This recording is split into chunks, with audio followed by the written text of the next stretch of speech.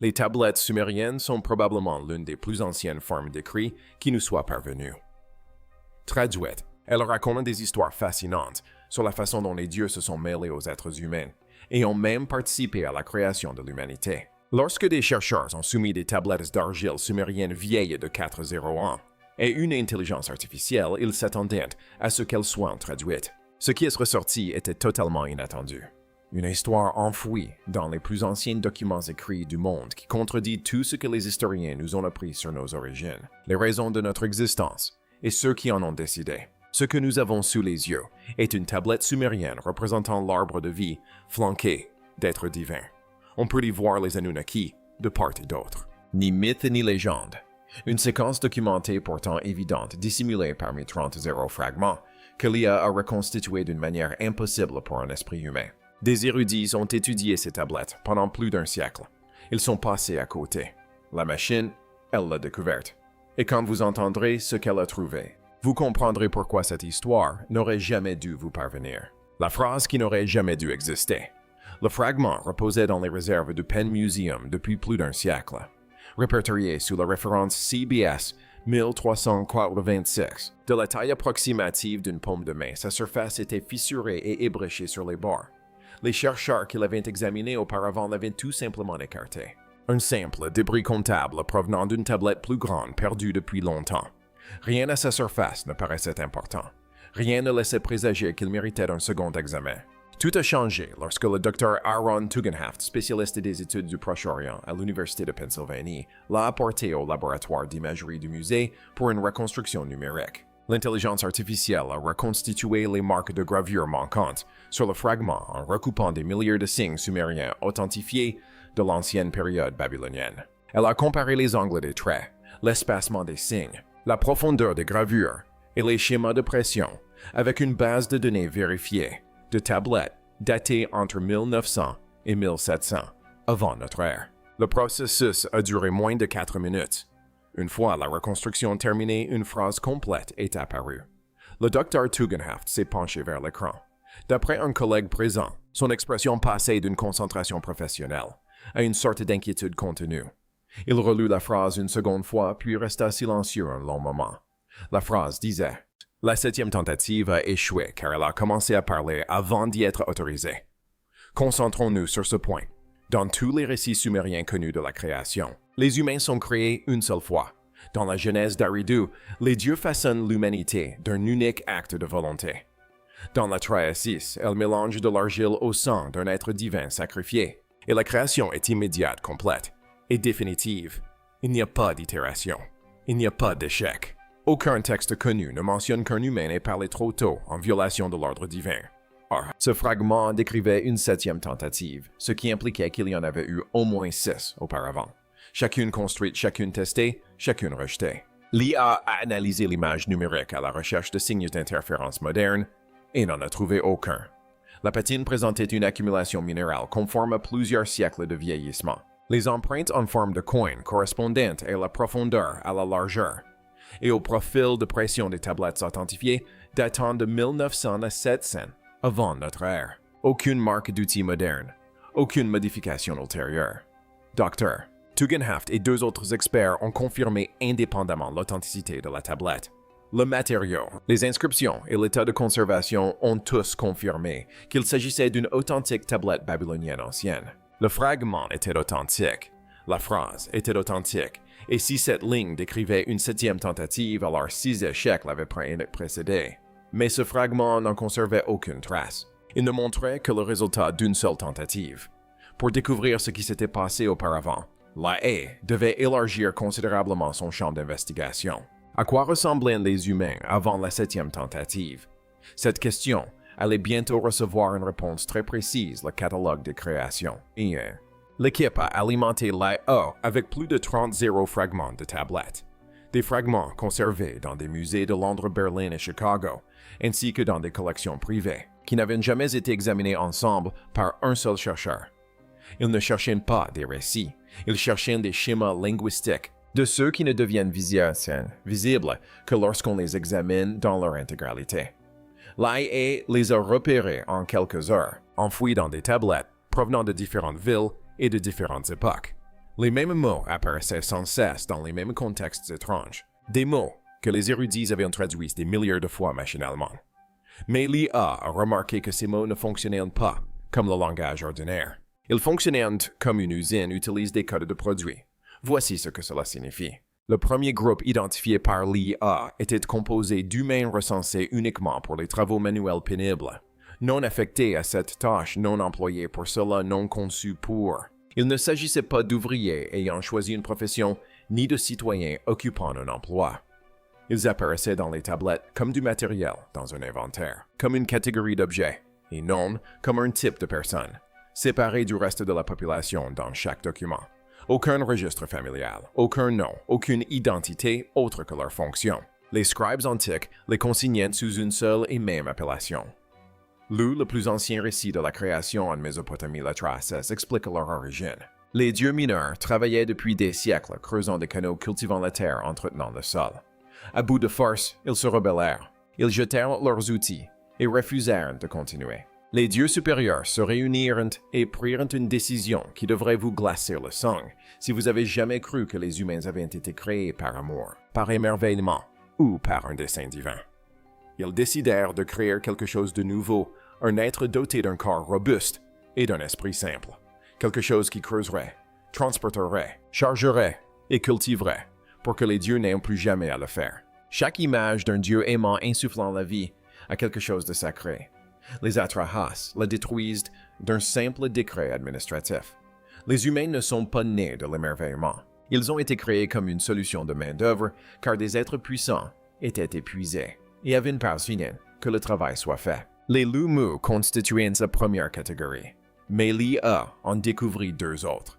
Ce second groupe était resté insoupçonné pendant des siècles, mal interprété par tous les érudits qui l'ont rencontré. Son nom avait toujours été traduit par « le peuple aux cheveux noirs ». Les historiens supposaient qu'il s'agissait d'un terme générique désignant la population, une étiquette démographique.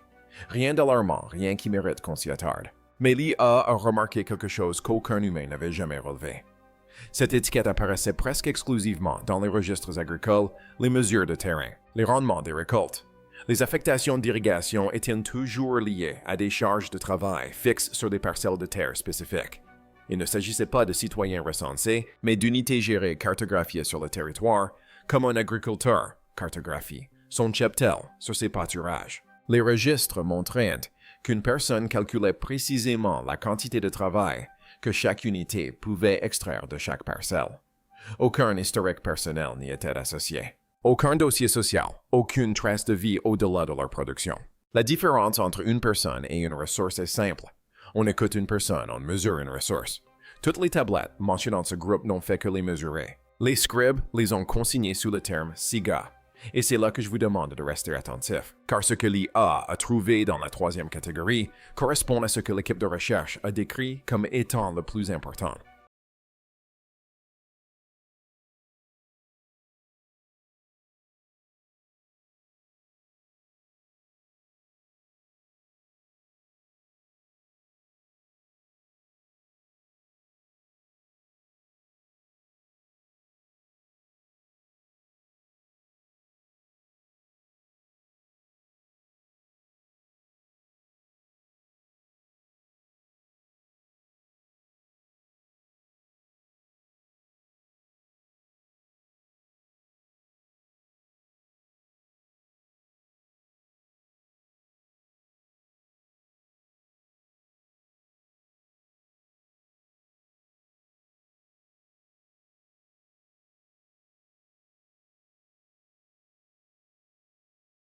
Une découverte troublante dans l'ensemble des données.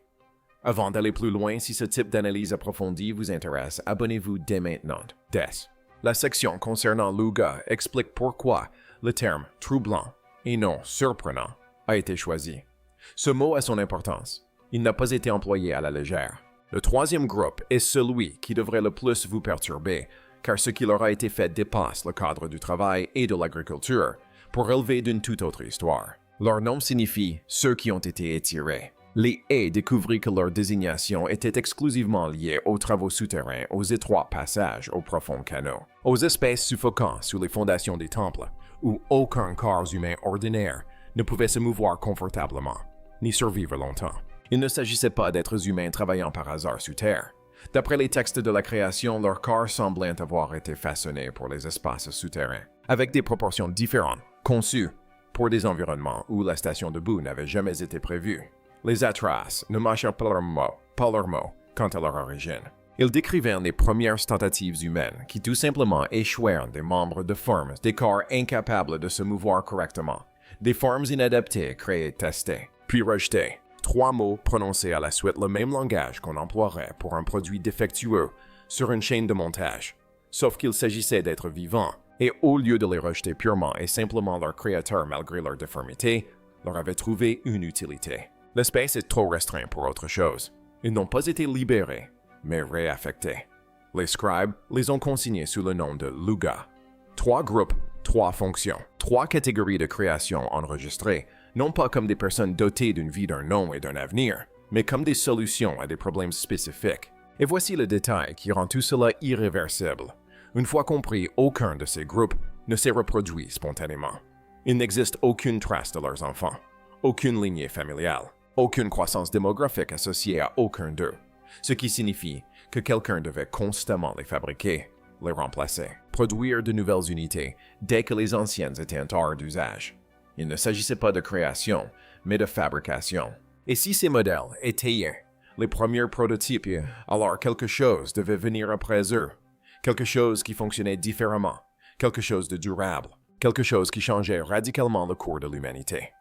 Les tablettes désignaient une figure et une seule Adapa, le premier être humain capable de se reproduire. Il s'appelait Adapa et apparaît dans les anciennes tablettes aadiennes comme un être humain sans précédent. Son histoire mystérieuse est conservée sur des tablettes découvertes à Amarna, des tablettes qui décrivent une création ne suivant aucun des schémas que l'IA avait identifiés dans les groupes précédents.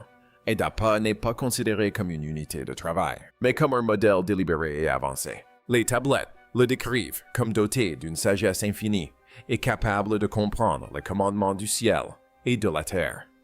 Aucun être humain antérieur dans les archives mésopotamiennes ne possède de tels attributs. Les humains précédents creusent, transportent et obéissent. Adapa lui pense, interprète et décide. Il n'est pas né d'un simple acte divin, mais représente une évolution.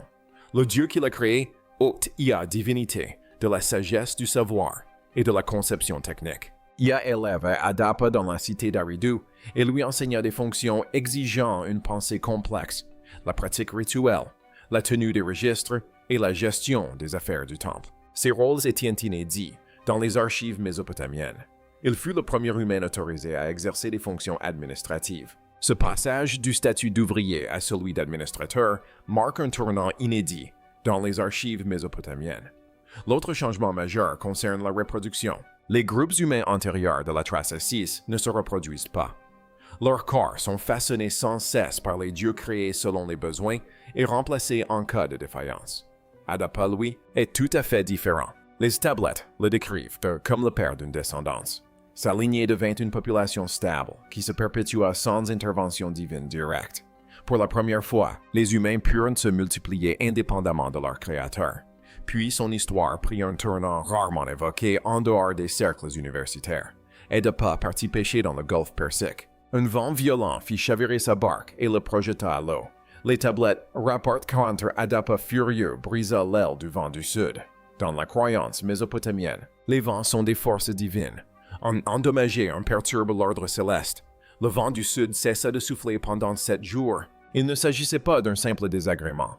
C'était un être humain qui s'immisçait dans l'ordre divin et brisait ce qui n'aurait jamais dû être touché.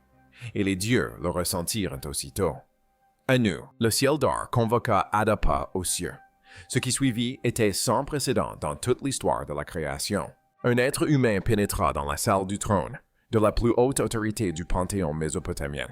Non pas en serviteur, non pas en suppliant, mais comme quelqu'un qu'il fallait interroger, car ce qu'il savait et ce qu'il avait fait avaient déjà ébranlé les cieux. Lorsqu'Adapa entra dans la cour céleste, Anu perçut immédiatement quelque chose d'anormal. Non seulement le vent brisé, mais Adapa lui-même. La façon dont il savait exactement où il se trouvait. La façon dont il parlait, avec une clarté qu'aucun être humain n'était censé posséder. Au fil de l'interrogatoire, Anu comprit qu'Adapa savait des choses qu'aucun humain ne devait savoir. Il comprenait les rites sacrés. Il comprenait l'ordre céleste. Il comprenait des règles que seuls les êtres divins étaient autorisés à connaître. Et à chaque réponse d'Adapa, la pièce se refroidissait. Car Anu ne se contentait pas de regarder un homme qui avait transgressé une loi cosmique. Il regardait un homme qui comprenait parfaitement quelle loi il avait enfreinte et pourquoi. Et cela était bien plus dangereux que l'acte lui-même. Anu se leva de son trône. Ses paroles sont consignées dans les tablettes. Il dit « Pourquoi ai-je révélé à l'humanité misérable les voies du ciel et de la terre ?» Voici ce que cela signifie.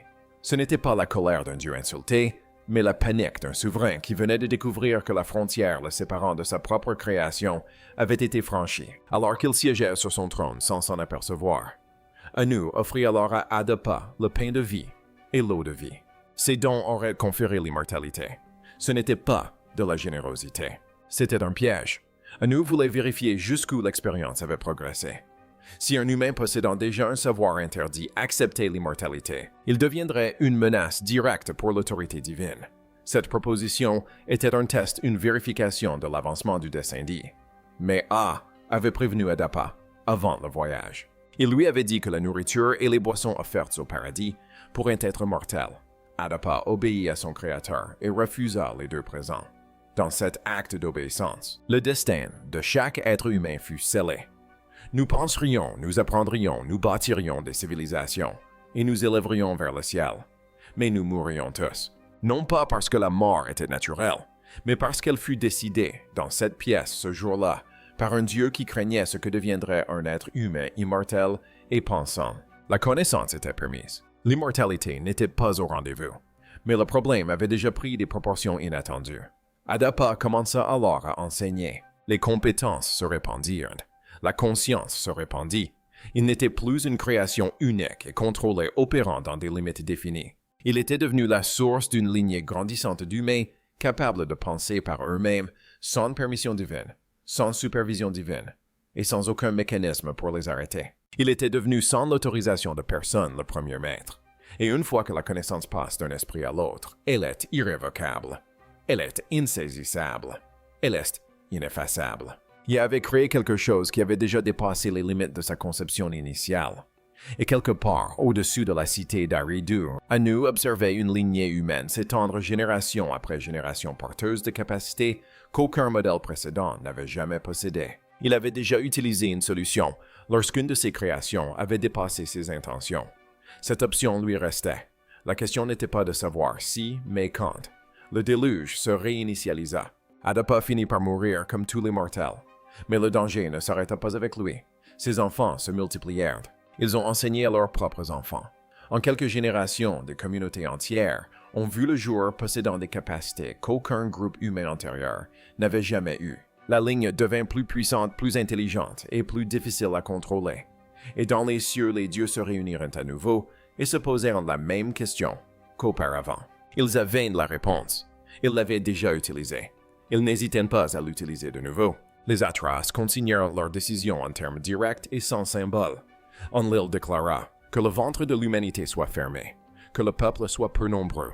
Une seconde phrase scella le tout. J'anéantirai la semence de l'humanité. L'opération passa de la décision à l'exécution. Les tablettes décrivirent ce qui suivit avec une précision physique exacte. Les eaux jaillirent des profondeurs abyssales. Des fronts orageux déferlèrent de l'horizon. Des vents violents frappèrent la terre, réduisant en miettes les maisons de roseaux bordant les rivières. Les murs d'argile s'effondrèrent. La pluie tombait si fort que l'air était irrespirable. Puis les eaux souterraines jaillirent. Les rivières changèrent de cours. Des quartiers entiers disparurent en quelques minutes. L'eau frappa avec une telle force que les corps furent souvent soulevés de terre et emportés par les courants comme des débris. Les terres agricoles fertiles se transformèrent en eaux profondes et tumultueuses en quelques secondes. Un seul homme reçut l'ordre de survivre. Il s'appelait Zeus-Ra. Prêtre roi de l'ancienne cité de Shurapak, il descendait de la lignée d'Adapa. La Genèse Aridu rapporte qu'il reçut l'ordre de protéger la semence de tous les êtres vivants. À première vue, la phrase semble désigner les animaux, mais l'IA a relevé un détail qui avait échappé aux traducteurs humains pendant des décennies. La formulation correspondait exactement au langage utilisé dans les listes de stockage des temples, décrivant les conteneurs scellés de céréales conservées, d'échantillons de plantes et de matériel biologique stocké en cas d'urgence. Elle ne correspondait pas au langage de l'élevage. Elle ne correspondait pas à la terminologie de l'élevage. Zusra ne rassemblait pas d'animaux vivants. Il avait reçu l'ordre de sécuriser le matériel biologique stocké qui pourrait servir à reconstruire la vie après le déluge. Les dieux n'avaient pas prévu que le monde existant survive. Ils comptaient anéantir toute population vivante et recommencer à partir d'échantillons contrôlés et conservés. Même les dieux furent affectés par ce qu'ils avaient libéré. L'épopée de Gilgamesh raconte qu'ils se blottirent comme des chiens apeurés, tandis que la tempête submergeait les terres. Toute lignée humaine non contrôlée périt. Seule la lignée protégée liée à Adapa subsista. Lorsque les Éaos se retirèrent, le monde était vidé et réinitialisé. Mais voici la question que soulève le récit du déluge sans jamais y répondre. Ce n'était pas la première fois que les dieux intervenaient pour limiter la progression des humains. Et les Sumériens savaient d'une manière ou d'une autre que ce ne serait pas la dernière.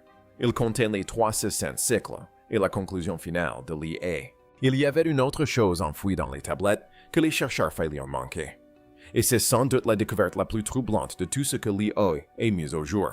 Non pas parce que cela décrit un événement survenu il y a des milliers d'années, mais parce que cela décrit un cycle répétitif, prévisible et mathématiquement cohérent d'effondrement et de réinitialisation que les anciens Sumériens non seulement connaissaient, mais avaient consigné clairement dans leurs textes astronomiques, leurs récits de la création et leurs archives politiques. Personne n'en avait fait le lien jusqu'à ce qu'une machine les lise tous simultanément. L'I.A. a commencé par les tablettes astronomiques, ces anciennes cartes stellaires que les scribes sumériens ont tenues avec une précision obsessionnelle pendant des siècles, répertoriant chaque objet visible dans le ciel, avec la même rigueur que les scientifiques modernes utilisent pour suivre les satellites. Parmi tous les objets qu'ils ont consignés, l'un revenait sans cesse, avec une description qui se démarquait de toutes les autres. Les scribes l'appelaient l'étoile du passage. Ils la décrivaient comme le point de passage des dieux, et la suivaient avec la même régularité calme et pragmatique que celle qu'ils appliquaient à la Lune et aux planètes, ce qui signifie qu'ils ne la mythifiaient pas. Ils l'attendaient. Ils savaient qu'elle reviendrait. Ils savaient ce qui allait suivre. Ils l'ont consignée comme on consigne une saison des ouragans, non pas pour l'empêcher, mais pour savoir quand elle arrive. L'I.A. a recoupé chaque occurrence de l'étoile de passage avec un nombre précis qui revenait sans cesse dans les mêmes textes. Ce nombre était 3600. En sumérien, on l'appelait S-A-R. Les érudits l'avaient toujours considéré comme une simple unité numérique, un terme de comptage utilisé dans les archives administratives. Mais l'I.A. a remarqué quelque chose qu'aucun chercheur humain n'avait jamais relevé. Le nombre 365 n'apparaissait pas par hasard. Il apparaissait de manière spécifique et répétée sur les mêmes tablettes contenant des avertissements des présages et des descriptions de bouleversements majeurs. Il figurait à proximité de récits d'inondations, d'incendies et de famines, ainsi que de rois déchus et de villes plongées dans le silence. L'I.A. a généré une chronologie basée uniquement sur l'emplacement de Sar en lien avec l'étoile du passage sur l'ensemble des 30 fragments. Ce résultat était tout simplement impossible. Les intervalles correspondaient, non pas approximativement, ni même de façon imprécise, mais avec une précision telle que l'équipe de recherche en est restée bouche bée. Vers 2200 avant notre ère, l'Empire Aadien, l'une des civilisations les plus puissantes que le monde antique ait jamais connue, s'est effondré presque du jour au lendemain lors d'une crise environnementale dont les historiens n'ont jamais pleinement élucidé les causes. Vers 1600 avant notre ère, l'ancienne période babylonienne s'est effondrée. Vers 1200 avant notre ère, tout l'âge du bronze récent s'est effondré simultanément dans de nombreuses civilisations. Les villes ont été abandonnées. Les réseaux commerciaux furent rompus. Des cultures entières disparurent ainsi complètement que les archéologues débattent encore des causes de ces disparitions. Ces événements ont toujours été étudiés comme des tragédies distinctes aux causes différentes. Aucun chercheur n'avait jamais réussi à les situer dans une même chronologie ni à mesurer les distances qui les séparent. L'I.A. l'a fait, et les distances correspondaient aux intervalles SAR, avec une constance qui ne peut être attribuée au hasard. Il ne s'agissait pas d'une horloge qui avait sonné une seule fois. Il s'agissait d'une horloge qui avait sonné à maintes reprises au cours de milliers d'années d'histoire humaine toujours à l'heure. Et les anciens Sumériens avaient enregistré le compte à rebours depuis le début.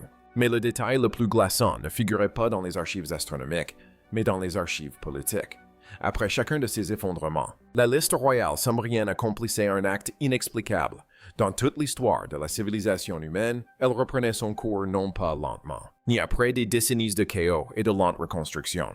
Immédiatement, une civilisation entière disparaissait des archives. Puis, dans l'entrée suivante, un gouvernement pleinement constitué apparaissait. Une nouvelle ville, un nouveau souverain, un ensemble complet de lois, une structure administrative fonctionnelle, tout était en place et opérationnel, comme si l'on avait simplement éteint un système et en activé un autre. Aucune lutte de pouvoir, aucune période de transition, aucune année de factions rivales se disputant. Le contrôle, contrairement à tous les véritables transferts de pouvoir de l'histoire humaine. Juste une suppression et un nouveau départ, déjà organisé. Les haies signalent ces transitions comme impossibles, car elles le sont. Il n'existe aucun processus naturel par lequel une civilisation entière s'effondre, et qu'une structure parfaitement fonctionnelle la remplace instantanément, sans interruption, sans désordre, et sans explication quant à l'origine de cette nouvelle structure, à moins qu'elle n'ait pas été construite, à moins qu'elle n'ait été installée. Lorsque l'IA a comparé le calendrier de chaque effondrement, chaque intervalle astronomique et chaque réinitialisation de la liste des rois sur une seule et même chronologie, ce qui en est ressorti n'était pas une théorie. Le schéma était si constant et si délibéré que le système parvint à une conclusion que l'équipe de recherche n'était pas préparée à entendre. Les Sumériens n'enregistraient pas l'histoire. Ils enregistraient un cycle de maintenance. Un cycle où la civilisation humaine était autorisée à croître, surveillée selon des limites spécifiques et périodiquement effacée, lorsqu'elle dépassait ce qui lui était permis, suivi systématiquement d'un redémarrage contrôlé avec un dirigeant présélectionné, un système préétabli et une population réduite à une taille à nouveau gérable. Les anciens scribes connaissaient l'existence de ce cycle. Ils suivaient l'objet qui en marquait le déroulement. Ils consignaient le nombre qui mesurait ces intervalles. Ils préservaient les récits qui décrivaient son but. Et ils ont laissé tout cela derrière eux, sous la forme de 30 fragments d'argile qui ont reposé dans les sous-sols d'un musée pendant plus d'un siècle, attendant qu'une IA puisse les déchiffrer tous simultanément et percevoir ce qu'aucun esprit humain ne pourrait jamais comprendre. L'IA l'a perçu. En comparant l'instant présent aux 3 mêmes conditions qui précédaient en chaque effondrement enregistré, elle n'a pas trouvé d'avertissement énonçant une menace imminente. Elle a confirmé que l'horizon était déjà passé. Notre population est aujourd'hui plus nombreuse qu'à aucune autre époque de l'histoire humaine. Le savoir se diffuse à des milliards de personnes en quelques secondes, et la technologie a progressé au-delà de toutes les limites décrites dans les textes anciens. Ces 3 conditions se sont réunies simultanément pour la première fois en 400 ans d'histoire écrite. Si vous avez lu des informations sur ces tablettes et souhaitez connaître le détail que les chercheurs ont jugé le plus alarmant, n'hésitez pas à le mentionner dans les commentaires ci-dessous. Et si vous souhaitez approfondir vos connaissances sur ces documents anciens que les gouvernements n'ont jamais entièrement déclassifiés, la vidéo suivante vous attend.